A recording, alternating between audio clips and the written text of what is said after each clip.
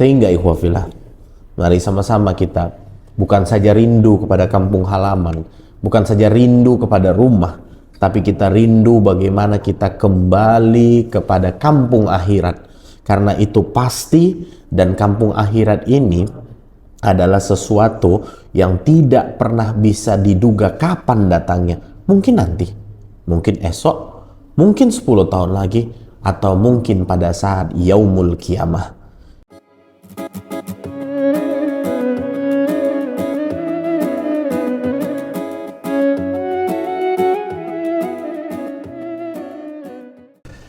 Bismillahirrahmanirrahim. Assalamualaikum warahmatullahi wabarakatuh. Alhamdulillahirrabbilalamin. Wassalatu wassalamu ala asrafil anbiya'i wal mursalin wa ala alihi wa sahbihi wasallam ajma'in, amma ba'du. Ikhwafillah, untuk cerita kita hari ini, Abi teringat dari ada seorang sahabat kemarin. Jadi cerita kita ini bukan cerita tentang hikayat dari zaman Rasulullah, tapi teringat karena ada salah satu sahabat lama kemarin yang bercerita, dan dia ucapkan begini, wah, di bulan 7 ini tidak ada tanggal merah nih, berarti tidak bisa pulang kampung. Nah,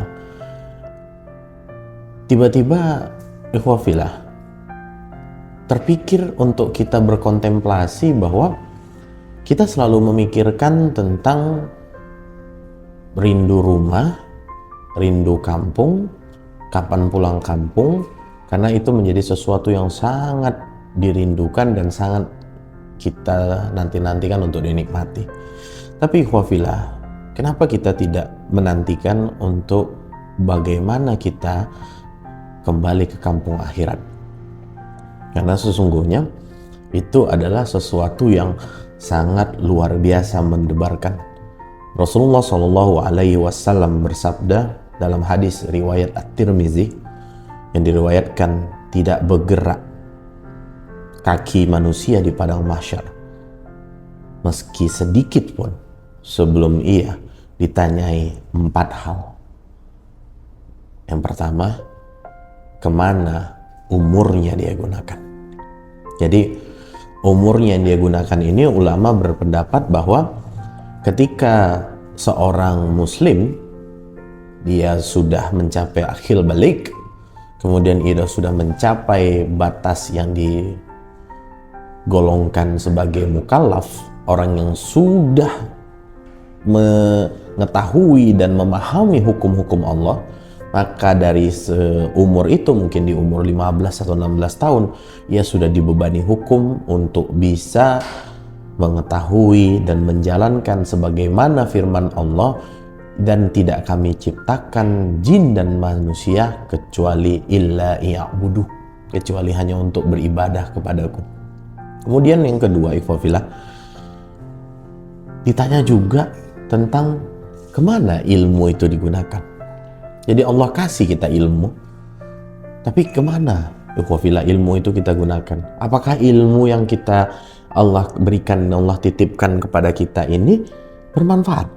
Apakah ilmu yang Allah titipkan ini menjadi zari'ah, mengalir untuk kemaslahatan umat?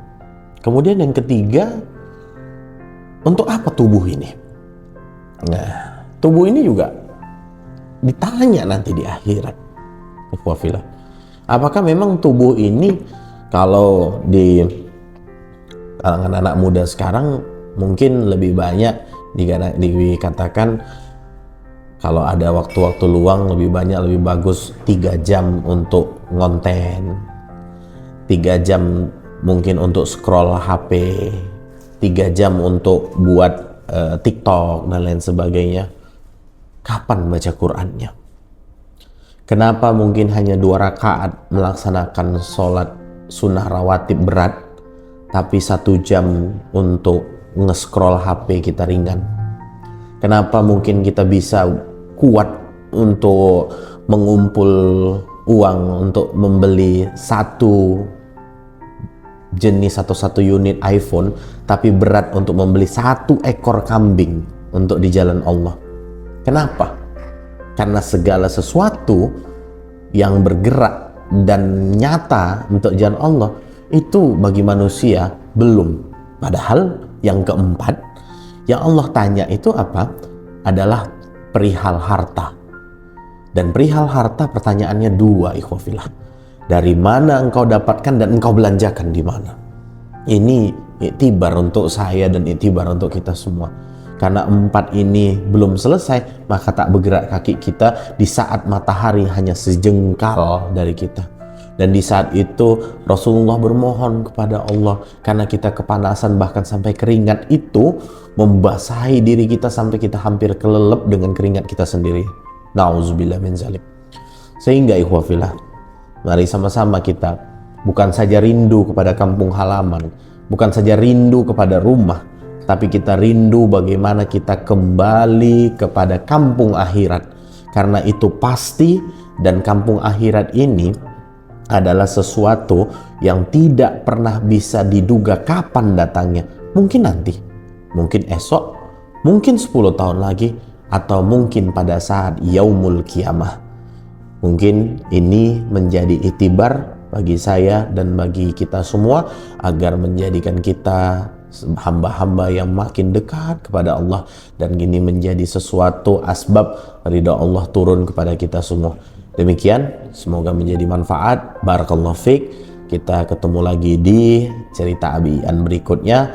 Billahi taufiq wal hidayah. Wassalamualaikum warahmatullahi wabarakatuh.